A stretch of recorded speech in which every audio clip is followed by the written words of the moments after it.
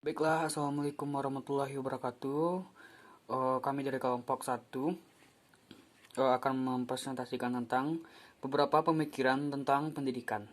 Kelompok 1 berkontakkan saya sendiri, Gozul Fikrian, sebagai moderator, Fitra sebagai pemateri, Windy Putri Ramadhani sebagai pemateri, Nurhaira Agustin sebagai pemateri, dan Rizatul Hasanah sebagai pemateri. Baiklah, saya akan membawakan materi yang pertama, yaitu tentang aliran pendidikan. Aliran pendidikan adalah pemikiran yang membawa pembaharuan dalam dunia pendidikan.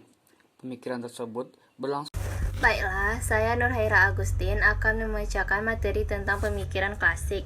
Aliran empirisme yaitu aliran yang menganut paham bahwa segala pengetahuan, keterampilan, dan sikap manusia dalam perkembangannya ditentukan oleh pengalaman nyata melalui alat indera, baik secara langsung dengan dunia luar maupun melalui proses pengolahan dalam diri dari apa yang telah didapatkannya secara langsung.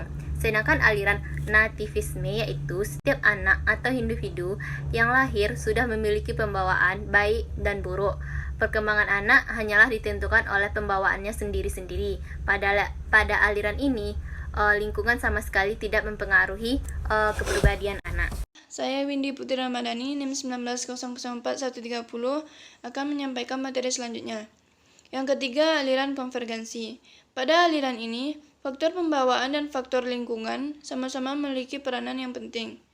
Pembawaan yang dibawa anak waktu lahir tidak akan berkembang dengan baik tanpa adanya dukungan dari lingkungan yang sesuai. Yang keempat, aliran naturalisme. Pada aliran ini, anak sejak lahir sudah memiliki pembawaan sendiri-sendiri, baik itu bakat, minat, kemampuan, sifat watak, dan pembawaan lainnya. Pembawaan akan berlangsung dengan lingkungan alami, bukan karena lingkungan yang dibuat-buat. Selanjutnya, pendidikan modern. Makna pendidikan modern. Pendidikan merupakan sebuah mediasi bagi tercapainya transformasi nilai dan ilmu yang berfungsi untuk membentuk suatu peradaban manusia yang lebih baru, meskipun pada satu sisi pendidikan juga harus mempertahankan tradisi. Problematika pendidikan modern. Yang pertama, kemerosotan akhlak. Yang kedua, pembelajaran model fragmentik dan dikotomi. Misalnya, pada mata pelajaran agama, keterkaitan antar subtema pelajaran masih belum tampak. Sekian dari saya kembalikan kepada moderator. Baiklah, saya akan melanjutkan mengenai materi yang berikutnya, masih tentang mengenai problematika pendidikan modern. Yang C yaitu cognitive oriented. Pendidikan masih mementingkan aspek kognitif atau pengetahuannya saja. Yang D, media massa kurang memprioritaskan pendidikan. Siaran televisi turut memberikan kontribusi terhadap maraknya kenakalan remaja. Yang E, masih minimnya kesejahteraan para guru. Dan yang F, kualitas, relevansi ataupun efisiensi eksternal, elitisme, manajemen, dan kualitas pendidikan kita lebih rendah dibandingkan dengan negara-negara lain.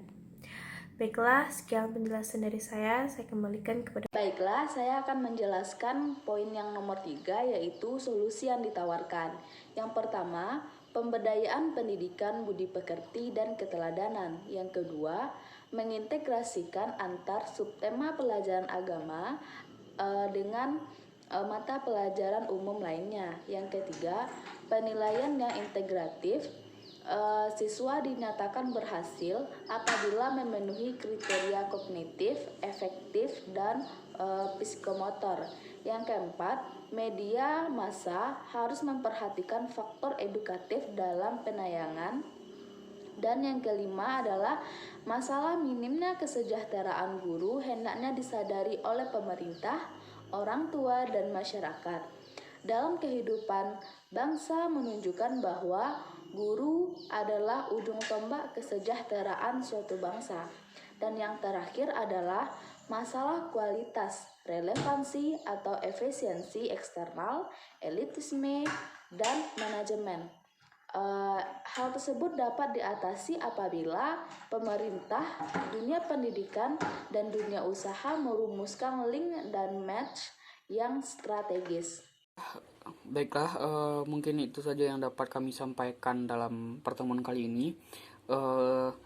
Terlebih terkurang kami mohon maaf. Kami sudah dengan Assalamualaikum warahmatullahi wabarakatuh.